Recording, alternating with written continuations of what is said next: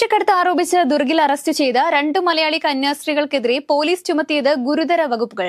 മതപരിവർത്തനത്തിനും മനുഷ്യക്കടത്തിനും എതിരെയുള്ള വകുപ്പുകളാണ് ചുമത്തിയതെന്നാണ് എഫ്ഐആറിൽ പറയുന്നത്. മതപരിവർത്തനത്തിനെതിരെ ആദ്യത്തെ എഫ്ഐആറിൽ ഉണ്ടായിരുന്ന വകുപ്പ് പിന്നീട് ഒഴിവാക്കിയതായി സൂചനയുണ്ട്. ഇത് സംബന്ധിച്ച് പോലീസിന്റെ വിശദീകരണം ലഭ്യമായിട്ടില്ല. മലയാളി കന്യാസ്ത്രീകളുടെ അറസ്റ്റിൽ പാർലമെന്റിന്റെ ഇരുസഭകളിലും പ്രതിഷേധം. ഛത്തീസ്ഗഡിൽ മതപരിവർത്തനം ആരോപിച്ച് കന്യാസ്ത്രീകൾ അറസ്റ്റ് ചെയ്യപ്പെട്ട സംഭവത്തിൽ കേരള എംപിമാരുടെ അടിയന്തര പ്രമേയ നോട്ടീസുകൾ ഇരുസഭകളും തള്ളി.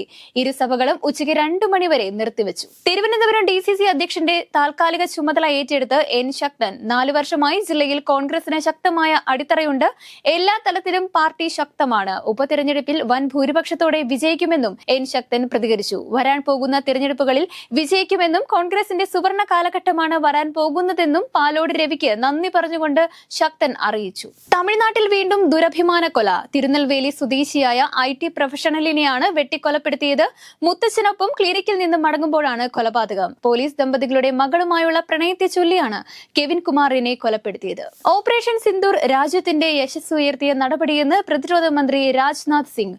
മെയ് 6-7 തീയതികളിൽ ഓപ്പറേഷൻ സിന്ദൂർ എന്ന പേരിൽ ചരിത്രപരമായ ഒരു സൈനിക നടപടി ഇന്ത്യൻ സൈന്യം ആരംഭിച്ചു. ഓപ്പറേഷൻ സിന്ദൂർ ഐതിഹാസിക നടപടിയായിരുന്നു.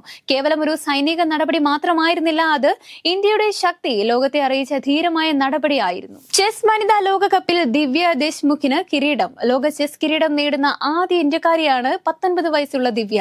സഹതാരവും പരിചയസമ്പന്നയുമായ ഗ്രാൻഡ് മാസ്റ്റർ കോനേരു ഹംപിയെ ആവേശകരമായ ടൈ ബ്രേക്ക് ഫൈനലിൽ പരാജയപ്പെടുത്തിയാണ് ദിവ്യയുടെ ഈ ചരിത്ര വിജയം.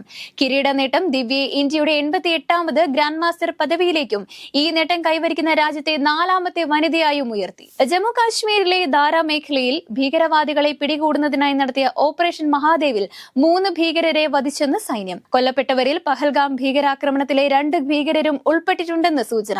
ഭീകരർക്കായി ശ്രീനഗറിലെ ദാര മേഖലയിൽ വ്യാപക തിരച്ചിൽ നടത്തുന്നതിനിടയിലാണ് ഏറ്റുമുട്ടലുണ്ടായത്. ഭീകരർക്കെതിരെ സംയുക്ത ഓപ്പറേഷൻ തുടങ്ങിയതായി സേന അറിയിച്ചു.